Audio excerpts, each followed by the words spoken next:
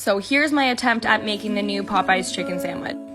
For the wet batter, I used 2 cups of buttermilk, 1 cup of pickle juice, 1 tablespoon of paprika, 1 tablespoon of onion powder, and 1 tablespoon of black pepper.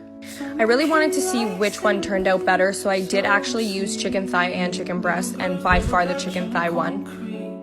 For the spicy mayo, I used 1 cup of mayo, 1 tablespoon of Frank's Red Hot sauce, half a teaspoon of paprika, half a teaspoon of garlic powder, and half a teaspoon of Cajun. For the dredge, I went with 2 cups of flour, 1 cup of cornstarch, a tablespoon of black pepper, tablespoon of salt, tablespoon of smoked paprika, and a pinch of cayenne. To get those flaky bits on the chicken that Popeyes has, I just put a little bit of the wet batter into the dry batter, and I put my chicken in. I did 3 pieces of chicken at a time, and I usually did about 6 minutes each side.